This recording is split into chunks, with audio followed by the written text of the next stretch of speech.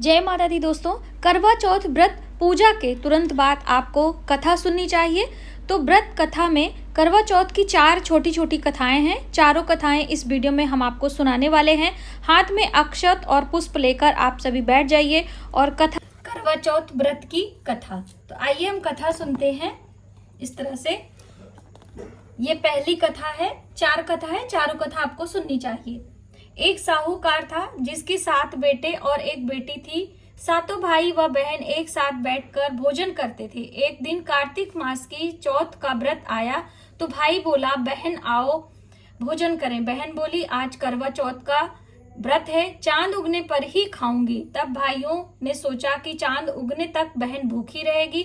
तो एक भाई ने दिया जलाकर दूसरे भाई ने छलनी से उसे ढका और नकली चांद दिखाकर बहन से कहने लगा कि चल चांद उग गया है, अर्घ दे ले। बहन अपनी भाभियों से कहने लगी, चलो अर्घ दे लें। तो भाभियां बोली, तुम्हारा चांद उगा होगा, हमारा चांद अभी रात को उगेगा।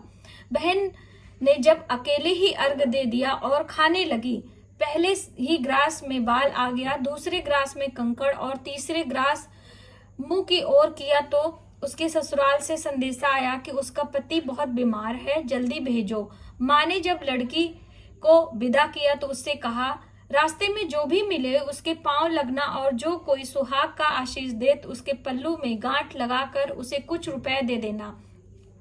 बहन जब भाइयों से विदा हुई तो रास्ते में जो भी मिला उसने आशीष दी और तुम 7 भाइयों की बहन हो, तुम्हारे भाई सुखी रहें और तुम उनका सुख देखो। सुहाग का आशीष किसी ने भी नहीं दिया। जब वह ससुराल पहुंची तो दरवाजे पर उसकी छोटी ननद खड़ी थी।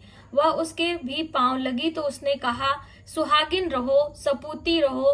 उसने यह सुनकर पल्ले में गांठ बांधी और ननद को सोने का सिक्का दिया। तब भीतर गई तो सास ने कहा कि पति धरती पर पड़ा है, तो वह उसके पास जाकर उसकी सेवा करने लगी, बैठ गई।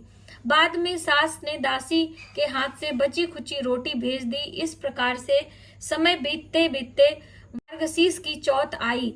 चौथ माता बोली, करवा ले ले, करवा ले ले, भाइयों की प्यारी करवा ले ले। लेकिन जब उस चौथ माता नहीं दिखलाई दी तो वह बोली, हे माता, मुझे उजाड़ा है, आप मेरा उद्धार करेंगी, आपको मेरा सुहाग देना पड़ेगा। तब चौथ माता ने बताया कि पौष की चौथ आएगी तो मेरे से बड़ी होगी, उससे ही सब कुछ कहना और तुम्हारा सुहाग वापस देगी। पौष की चौथ आकर चली गई, माघ की चली गई, फागुन की चली गई, चैत बैसाख जेठ आषाढ़ श्रावण भादो सभी चौथ आई और यही कहकर चली गई। आगे आने वाली को कहना। असौज की चौथ आई तो उसने बताया कि तुम पर कार्तिक की चौथ नवराज है, उसी ने तुम्हारा सुहाग लिया है, वही वापस कर सकती हैं, वही आएंगी तो पकड़कर विनती करना। ऐसा बताकर चली गई। जब कार्तिक चौथ आई तो वह गुस्से से बोली, भाइयों की प्यारी करवा ले ले, दिन में चांद उगाने वाली करवा ले ले, व्रत खंडन करने वाली करवा ले ले, भूखी करवा ले ले। यह सुनकर वह चौथ माता को देखकर उसके पांव पकड़कर गिड़गिड़ाने लगी, हे चौथ माता, मेरा सुहाग तुम्हारे हाथों में है, आप ही मुझे सुहागिन करो। तो माता बोली, पापन हत्यारन, मेरे पांव पकड़कर क्यों बैठ रही है? तब वह बोली कि मुझसे जो भूल हुई मुझे क्षमा करो, अब भूल नहीं करूंगी। चौथ माता ने प्रसन्न होकर आंखों से काजल, नाखूनों से मेहंदी और टीके से रोली लेकर छोटी उंगली से उसके आदमी पर छींटा दिया तो वह उठकर बैठ गया और बोला, आज मैं बहुत सोया। वह बोली, क्या सोए? मुझे तो 12 महीने हो गए और जाकर चौथ माता ने मेरा सुहाग लौटाया है। उसने कहा, जल्दी से माता का पूजन करो। तब चौथ माता की कहानी सुनी। करवा चौथ का पूजन किया। प्रसाद खाकर दोनों पति पत्नी चौपड़ खेलने बैठ गए। नीचे दासी आई, उसने देखा दोनों को चौपड़ पासे खेलते तो उसने सासू माँ से जाकर बताया। तब से सारे गांव में यह बात प्रसिद्ध होती गई। सब स्त्रियां चौथ का व्रत करने तो सुहाग अटल रहेगा। जिस तरह से साहूकार की बेटी का सुहाग दिया, उसी प्रकार से चौथ माता सबको सुहागिन रखें। यही करवा चौथ के उपवास की सनातनी महिमा है। तो ये है पहली कथा, आप इस तरह से सुने। अब आइए दूसरी कथा। करवा चौथ व्रत की दूसरी कथा है। अति प्राचीन काल की बात है। पांडु पुत्र अर्जुन तप करने के लिए नीलगिरी पर्वत पर चले आए। इधर पांडवों अनेक मुसीबतें पहले से ही थीं। इससे द्रौपदी शोक बेहाल हो कृष्ण की आराधना की। कृष्ण उपस्थित हुए और पूछा, कहो क्या कष्ट है तुम्हें? प्रभु, द्रौपदी ने हाथ जोड़कर कहा, मुझे क्या कष्ट है आप स्वयं जानते हो। आप तो अंतर्यामी हो, मुझे कष्ट के बोझ से विहल कर दिया। क्या कोई उपाय है इन कष्टों से छुटकारा मिल सके? तुम्हारा प्रश्न उत्तम है द्रौपदी, कृष्ण मुस्कुराकर बोले। फिर मुझ दुख नारी का कष्ट दूर करने का उपाय बताइए, द्रौपदी ने पूछा। यही प्रश्न एक बार पार्वती जी ने शिव से कर दिया था। तब शिव जी ने करवा चौथ व्रत का विधान बताया था। फिर प्रभु करवा चौथ की जानकारी मुझे भी दीजिए, ऐसा द्रौपदी ने भगवान श्री कृष्ण से कहा, और उसकी कथा भी सही कहिए। तब कृष्ण ने एक पल सोचने के बाद कहा, दुख सुख जो सांसारिक माना जाता है, प्राणी उसमें सदा लिप्त रहता है। तुम्हें अति उत्तम करवा चौथ व्रत का कथा सुनाता हूँ, इसे ध्यान से सुनो। प्राचीन काल में गुणी विद्वान धर्मपरायण एक ब्राह्मण रहता था। उसके 4 पुत्र तथा एक गुणवती सुशील पुत्री थी। पुत्री ने विवाहित होकर चतुर्थी व्रत किया, किंतु चंद्रोदय से पूर्व ही उसे क्षुधा यानी भूख ने बाध्य कर दिया। इससे उसके स्नेही भाइयों ने छल से पीपल की आड़ में कृत्रिम चंद्रमा बनाकर दिखा दिया। लड़की ने अर्घ देकर भोजन कर लिया। भोजन करते ही उसके पति की हृदय गति बंद हो गई। इससे दुखी वह अन्न जल त्याग दिया और रात्रि में इंद्राणी भू विचरण करने आई। ब्राह्मण पुत्री ने उनसे अपने दुख का कारण पूछा। इंद्राणी ने बताया, तुम्हें करवा चौथ व्रत में चंद्र दर्शन से पूर्व भोजन कर लेने से यह कष्ट मिला है। तब उस लड़की ने अंजलि बांधने विनय की कि इससे मुक्त होने का कोई उपाय बताएं। पर इंद्राणी ने कहा, यदि तुम विधि पूर्वक अगली करवा चौथ का व्रत करो तो तुम्हारे पति पुनर्जीवित हो जाएंगे। कन्या ने ऐसा करने का वचन दिया तो उसका पति स्वस्थ हो गया। इस पर कन्या ने वर्ष भर प्रत्येक चतुर्थी का व्रत किया और अनंत अखंड सौभाग्य की प्राप्ति की। श्री कृष्ण ने कहा, हे द्रौपदी, तुम इस प्रकार से व्रत करोगी, तुम्हारे सभी संकट टल जाएंगे। इस प्रकार द्रौपदी ने यह व्रत किया और पांडव सभी क्षेत्र में विजय हुए। इस प्रकार सौभाग्य, पुत्र पौत्र आदि धन धान्य की इच्छुक स्त्रियां यह व्रत विधि पूर्वक करना चाहिए। इस व्रत में भगवान शंकर की आरती की जाती है।